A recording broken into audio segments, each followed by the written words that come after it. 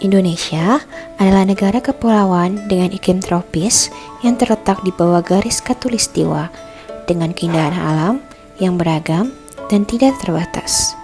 Dengan suhunya yang berkisar antara 21,3 derajat Celcius hingga 29,7 derajat Celcius dan juga kelembapan yang tinggi. Hal ini menjadikan iklim tropis sebagai faktor risiko bagi berbagai penyakit. Seiring dengan banyaknya penduduk yang mencoba untuk mengadu nasib di ibu kota Jakarta, hal ini meningkatkan padatnya penduduk Jakarta. Banyaknya warga pendatang menjadikan Jakarta sebagai rumah bagi masyarakat dari berbagai suku dan ras di Indonesia. Ditambah juga dengan banyaknya kendaraan yang berlalu lalang setiap harinya, polusi udara Jakarta kian meningkat. Serta dengan menipisnya lapisan ozon dan peningkatan efek rumah kaca. Sinar UV yang terik meningkatkan suhu dan kelembapan udara yang menjadikan akne vulgaris sebagai salah satu isu masalah kesehatan di Indonesia. Apa sih yang kalian tahu mengenai akne vulgaris? Pada tahun 2010, akne vulgaris menjadi urutan ke-8 penyakit kulit yang umum ditemukan dengan perkiraan global sebanyak 9,38% penduduk. Menurut studi oleh Global Burden Disease, prevalensi akne di seluruh dunia mencapai 9,4% dan menjadikannya sebagai penyakit dengan prevalensi tersering ke-8 di seluruh dunia. Secara umum, prevalensi akne tertinggi terjadi pada usia remaja hingga dewasa muda dengan rentang usia yang bervariasi antar negara. Di Indonesia sendiri, penderita jerawat ditemukan sebanyak 80-85% pada remaja usia 15-18 tahun, 12% pada dewasa usia di atas 25 tahun, dan 3% pada dewasa berumur 35-44 tahun. Ini Ani. Dia mempunyai masalah kulit yaitu akne vulgaris. Beberapa komentar pedas telah diterimanya. Hari ini, Ani akan kami interview untuk menceritakan pengalamannya. Coba kamu ceritain pengalaman jerawat kamu. Hai, jadi dulu mukaku tuh memang sempat berjerawat banget. Rasanya nggak nyaman, kayak bener-bener tiap ketemu orang tuh kayak dijudge gitu. Bahkan sampai males banget rasanya ke sekolah, gara-gara teman-teman juga pada ngejekin. Tapi sesungguhnya, akne adalah kondisi yang dialami pada hampir semua orang.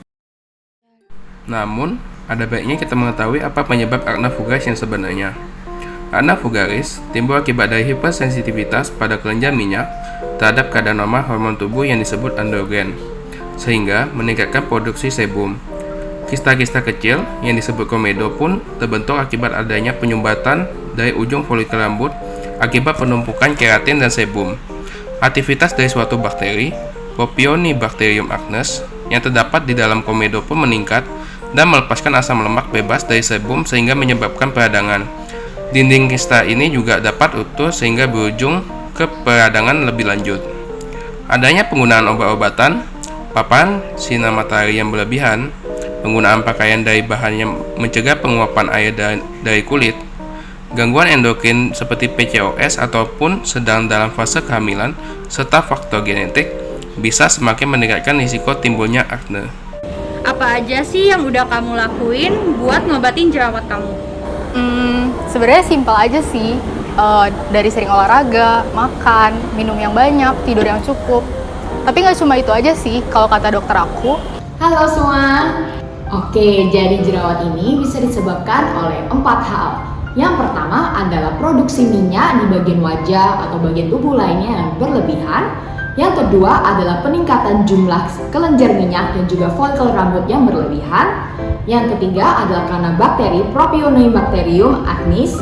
Dan yang keempat adalah terjadinya proses inflamasi atau peradangan.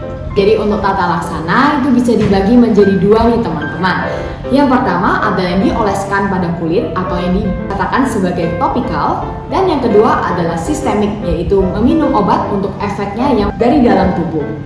Yang pertama yang dapat dioleskan pada kulit bisa menggunakan benzoyl peroksida, retinoid ataupun antibiotik topikal. Nah, untuk yang sistemik kita bisa mengonsumsi obat-obatan seperti isotretinoin, antibiotik ataupun kontraseptif oral. Tapi ingat ya teman-teman, sebelum mengonsumsi obat-obatan ini harus dikonsultasikan kepada dokter dahulu. Oke teman-teman, jadi apa yang kalian bisa lakukan adalah pertama untuk nggak boleh males cuci muka. Jadi cuci muka menggunakan sabun wajah 2 kali sehari. Dan yang kedua menggunakan pelembab yang non-komedogenik dan juga tabir surya. Dan yang ketiga yang tidak kalah penting adalah untuk mengubah pola hidup, yaitu dengan tidur cukup, beraktivitas fisik, dan makanannya dijaga ya teman-teman. Hindarin makanan yang terlalu manis, terlalu pedas, ataupun yang berminyak.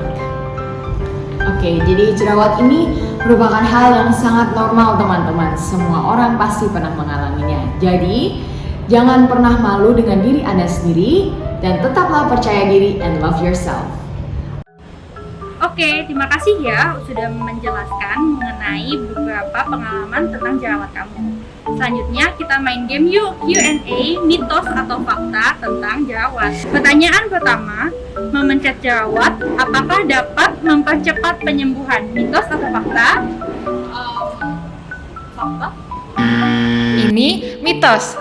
Faktanya justru dapat menyebabkan iritasi dan menimbulkan bekas kehitaman. Yang kedua, jerawat hanya bisa di remaja. Mitos atau fakta? Mitos. Ini mitos. Semua umur bisa loh kena jerawat, walaupun remaja memang yang tersering. Yang ketiga, paparan dari matahari yang berlebih bisa menimbulkan jerawat. Mitos atau fakta? Fakta mungkin ya? Ini fakta. Paparan matahari berlebih bisa memperparah peradangan. Oke, terima kasih ya untuk jawabannya. Kamu sudah boleh pergi. Bye-bye. Gimana? Kalian sudah paham kan? Oke guys, satu message dong buat pejuang acne semuanya. We all have flaws and that's okay.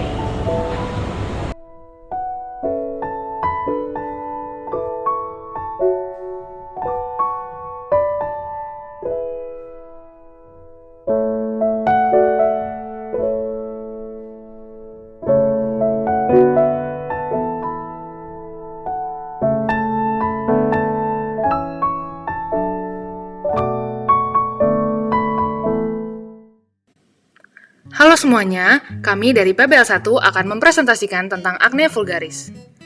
Akne vulgaris atau jerawat adalah penyakit kulit inflamatif pada folikel rambut yang bisa terjadi di wajah, leher, punggung, dada, dan juga lengan atas. Prevalensi akne vulgaris adalah sebesar 9,38% di dunia. Prevalensi akne vulgaris terbesar adalah pada usia remaja yaitu 15-18 tahun. Faktor resikonya diantaranya adalah usia pubertas, genetik, seringnya konsumsi makanan olahan susu, overweight, dan juga obesitas. Selain itu, terdapat juga beberapa faktor lainnya, seperti kurang tidur, penggunaan kosmetik, dan juga polusi. Jerawat bisa terjadi dikarenakan adanya hipersensitivitas kelenjar sebasea yang diperparah oleh bakteri dan juga peradangan. Selama pubertas, produksi sebum meningkat sehingga lebih beresiko untuk terjadi akne vulgaris. Beberapa gejala yang bisa terlihat adalah komedo hitam, benjolan merah, komedo putih, dan juga nodul. Untuk tata laksana dapat dibagi dua, yaitu farmakologis dan non-farmakologis. Untuk farmakologis, lini pertama ada obat topikal seperti benzoil peroksida dan juga retinoid topikal. Kemudian untuk akne sedang bisa menggunakan kombinasi benzoil peroksida dan antibiotik topikal. Sementara untuk akne yang berat bisa menggunakan antibiotik oral serta obat topikal. Dari sisi non-farmakologis bisa dilakukan perubahan gaya hidup, seperti menghindari menyentuh wajah, menghindari paparan matahari, berolahraga, dan lain-lain. Dapat dilihat dalam tabel perbedaan antara tata laksana lini pertama dan alternatif untuk akne vulgaris ringan, sedang, maupun berat. Ada beberapa dampak yang bisa disebabkan oleh akne vulgaris ini, yaitu penurunan self-esteem dan penurunan kualitas hidup. Jadi, penderita akne vulgaris ini memiliki derajat cemas dan depresi 2 kali lipat lebih tinggi daripada yang tidak berjerawat. Lalu, untuk kualitas hidup bisa menurun karena salah satunya adalah adanya kejadian bullying. Kemudian untuk sistem pembiayaan, penyakit akne vulgaris dapat ditanggung BPJS untuk pengobatannya. Namun untuk perawatan lebih lanjut dengan tujuan estetik ataupun tindakan seperti ekstraksi komedo, chemical peeling, dan lain-lain tidak ditanggung oleh BPJS. Berikut ini adalah daftar pustaka yang kami gunakan. Sekian yang dapat kami sampaikan, terima kasih.